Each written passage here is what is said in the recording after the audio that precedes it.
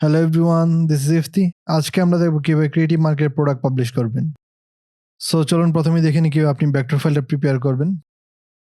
So vector file ডিজাইনের ক্ষেত্রে আপনার আর্টবোর্ডটা যে কোনো সাইজে থাকতে পারে, কোনো সমস্যা নেই। আপনার যে মেইন ফাইলটা প্রোভাইড করবেন সেই ফাইলটা আপনার যে কোনো সাইজে প্রোভাইড করতে পারবেন। সেটা আপনার ডিজাইন অনুযায়ী রেকমেন্ডেড সাইজে প্রোভাইড করবেন। বর্তমানে এখানে দেখতে পাচ্ছেন 910 এবং 607 এটা হচ্ছে তাদের প্রিভিউ ইমেজ রিকোয়ারমেন্ট। 910 এবং 607 পিক্সেলের নিচে কোনো ইমেজ আপলোড করতে পারবেন না প্রিভিউর জন্য। আপনি এর বেশি যে কোনো সাইজে আপলোড করেন, কোনো সমস্যা নেই। আমি রেকমেন্ড করব হচ্ছে 1200x800 এই সাইজটা ইউজ করার জন্য। কারণ এই সাইজটা হচ্ছে অন্যান্য মার্কেটেও অ্যাকসেপ্ট করে। ফর এক্সাম্পল হচ্ছে ক্রিয়েটিভ মার্কেট, ডিজাইন বান্ডেল এরকম সাইটগুলোতে আপনি হচ্ছে আপলোড করতে পারবেন সেম সাইজে। সেক্ষেত্রে আপনার সুবিধা হবে একটা ফাইলেই হচ্ছে মাল্টিপল সাইটে আপলোড করতে পারবেন। বারবার সেভ করতে হবে না। সেক্ষেত্রে আপনার জন্য একটু টাইম সেভ হবে। এখানে আরেকটা জিনিস খেয়াল রাখবেন, সেটা হচ্ছে এই ডিজাইনের ভিতরে যেন কোনো প্রকার ইমেজ না থাকে।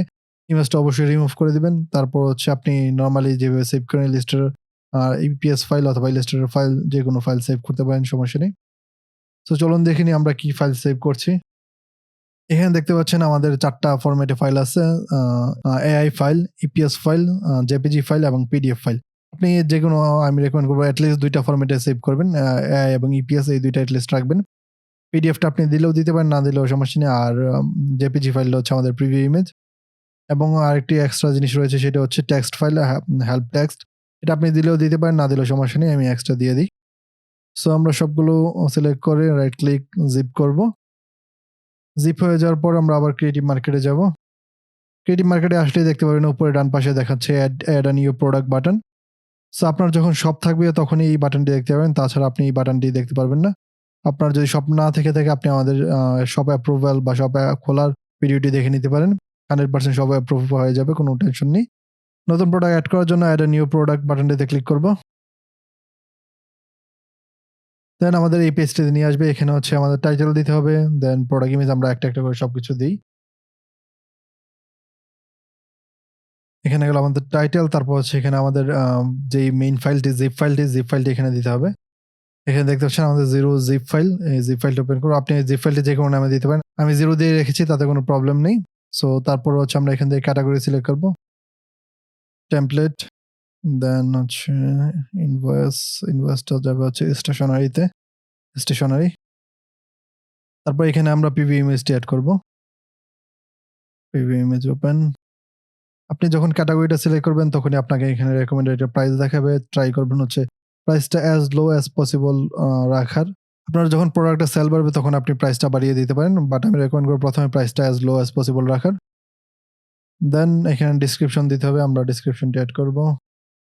সো ডেসক্রিপশনে ক্লিক করে আমি পেস্ট করে দিলাম ডেসক্রিপশনটা। এখানে একটা জিনিস খেয়াল করবেন।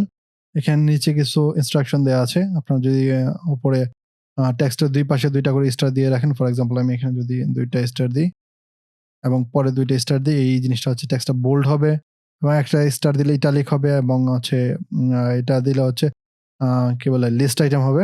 সো এখানে দেখতে পাচ্ছেন ড্যাশ দেওয়া আছে, লিস্ট আইটেম হবে এটা। সো আমরা যদি বাইরে ক্লিক করি দেখতে পাচ্ছেন এটা বোল্ড হয়ে আছে, এগুলো লিস্ট আইটেম হিসেবে আছে। এভাবে আপনার টেক্সট সাজাতে পারেন আপনি ডেসক্রিপশনে।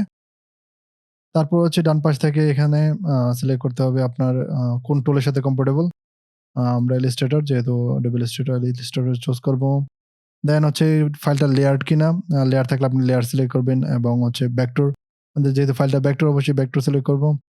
দেন এখানে থেকে আপনি ডিপিআই দিয়ে দিতে পারেন, ডিমেনশন দিয়ে দিতে পারেন। ডিমেনশনটা আপাতত 1200 ইনটু 800।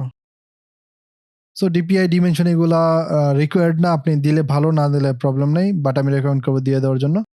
তারপর হচ্ছে এখানে ট্যাগটা অবশ্যই ট্যাগ দিতে হবে। ট্যাগগুলো এড করার পর ইন্টার। ট্যাগগুলো অবশ্যই প্রত্যেকটা কমা দিয়ে রাখবেন, তাহলে হচ্ছে ট্যাগ হিসেবে এড হয়ে যাবে। এখানে আর ছাড়া আর কোনো কিছু এডিট করার নেই। আপনি এক্সট্রা যেটি কাজটা করতে পারেন সেটা হচ্ছে আপনার এসইও ডেসক্রিপশন এবং টাইটেলটা এখান থেকে অ্যাড মেটাডাটা থেকে এসইওর জন্য ডেসক্রিপশন এবং টাইটেলটা আলাদাভাবে মডিফাই করতে চাইলে করতে পারেন। বাট আমি এটা আপাতত করব না। তারপর এখানে দেখতে পাচ্ছেন সবগুলোতে টিক চিহ্ন দেখাচ্ছে, তার মানে আমাদের সবগুলো সাকসেসফুলি এড হয়ে গেছে। সবগুলো সাকসেসফুলি এড করার পর এখান থেকে ড্রাফটে ক্লিক করবেন। ড্রাফটে ক্লিক করার পর এখানে লাইভ অপশনটি পাবেন। লাইভে ক্লিক করবেন। লাইভে ক্লিক করার পর সেভ অল চেঞ্জেস। বর্তমানে আমাদের প্রোডাক্টটি পাবলিশ হয়ে গেছে। সেভ অল চেঞ্জেস মানেই পাবলিশ হয়ে গেছে। এখানে দেখতে পাচ্ছেন আমাদের প্রোডাক্টটি লাইভ দেখাচ্ছে। আমরা যদি ক্লোজ করি উইন্ডোটি, ক্লোজ করলে ডিরেক্টলি আমাদের প্রোডাক্ট প্রিভিউ পেজে নিয়ে আসবে। বর্তমানে দেখতে পাচ্ছেন আমাদের প্রোডাক্টটি লাইভ। সো এইভাবে ক্রিয়েটিভ মার্কেটে প্রোডাক্ট পাবলিশ করবেন। ভিডিওটি ভালো লাগলে অবশ্যই লাইক দিবেন। কোনো কোয়েশ্চেন থাকলে কমেন্ট বক্সে জানাবেন। দেখা হবে পরবর্তী ভিডিওতে। আল্লাহ হাফেজ।